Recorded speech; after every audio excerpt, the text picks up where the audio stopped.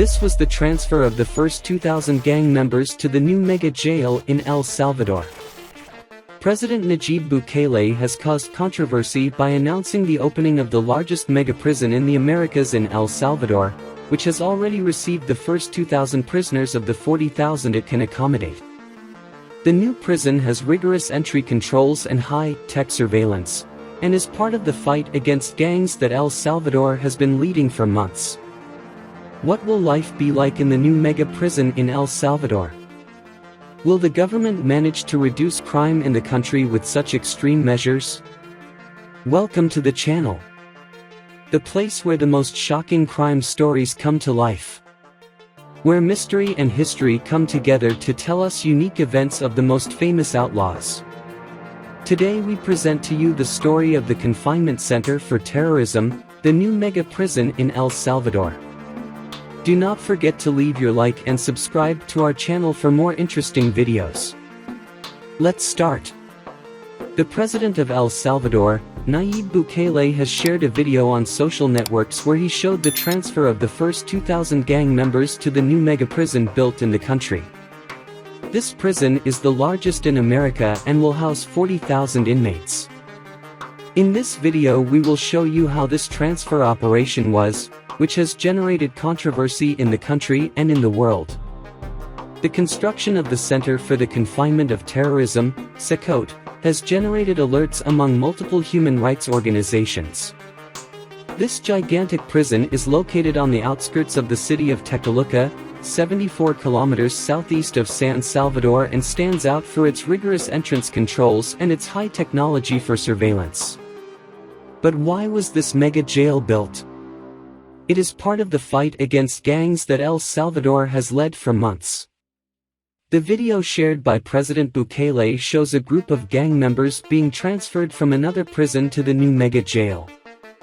You can see the prisoners with a naked torso, wearing only white shorts and without any type of footwear. The entire journey was guarded by several military helicopters that flew over the buses and had the support of hundreds of police officers, security agents from the Directorate of Penal Centers, and even soldiers. The transfer took place during the early hours of Friday, March 3, 2023. The prisoners were loaded onto buses and transferred under strong security measures to the new prison, where they arrived around dawn. Once in the CECOT, the inmates were admitted to the cells in groups. Despite the fact that the government did not notify about the transfers, dozens of relatives moved to this prison. Some 150 people gathered there. Why did so many people congregate in the largest jail in all of America? This prison has been highly criticized by the opposition. The Minister of Public Works, Romeo Rodriguez, assured that it would be impossible for one of the prisoners to escape, but not everyone is so sure of this. The construction of this prison has been very controversial due to the approval of a law that allowed bypassing the usual controls in state works. The organization Amnesty International has expressed its deep concern about this new prison in El Salvador, given that it could mean the continuity and escalation of abuses.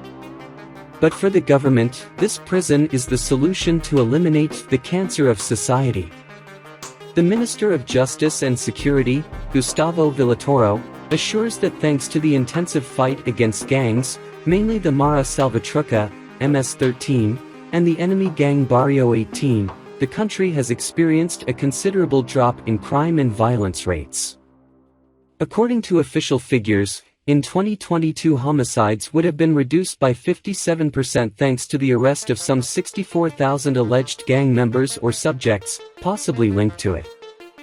But for the people who met in Mariona, the reality is very different. They want to see their loved ones and make sure they are being treated fairly in this new prison. Will La Esperanza really be the solution that El Salvador needs to combat crime? Or will it become another focus of corruption and abuse? Only time will tell. Now, imagine a place far from civilization, where the only way to enter is through rigorous security checks. A place surrounded by a concrete wall 11 meters high and 2.1 kilometers long, protected by electrified barbed wire. Does this sound like the perfect place to confine the most dangerous criminals? Well, welcome to the Nueva Mega Cárcel del Salvador, the largest and most secure prison in America. Located in the department of San Vicente, this gigantic prison has an extension of 166 hectares, of which 23 were destined to the construction of 8 pavilions. Each one of them has 3 cells with the capacity to house more than 100 gang members. And that's not all, the inmates have an area of 100 square meters per cell. 2 sinks with running water for personal hygiene and 2 toilets. However, not everything is as pretty as it seems, since each inmate has to sleep in an iron sheet cabin without a mattress. Do you want to know how they manage to keep the prisoners at bay? The Nueva Mega Cárcel del Salvador has state-of-the-art technology. From scanners for income, to electronic equipment that blocks cell phone signals to prevent communication from the prison. In addition, inmates only leave the cell when they go to a room for their virtual court process. And if any gang members try to escape, guards armed with pistols and assault rifles are on watch. And what about the daily life of the inmates? Well, it's not easy. For starters, they have to pay for their food, clothing, and hygiene products.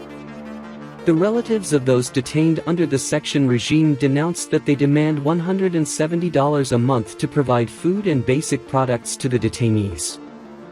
And although it is unknown how the prison authorities used the money, what is certain is that the inmates do not have access to patios, recreation areas, or conjugal spaces.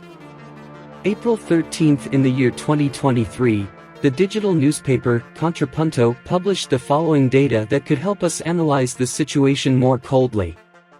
During the administration of President Nayib Bukele, 342 days were registered without homicides, including 232 days during the validity of the exception regime.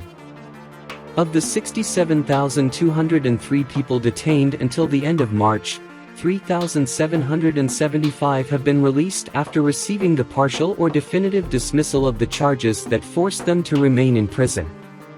This implies that there are an estimated 63,428 people in detention, which suggests that there are some 13,172 gang members at large, out of an approximate total of 76,600 gang members throughout the country.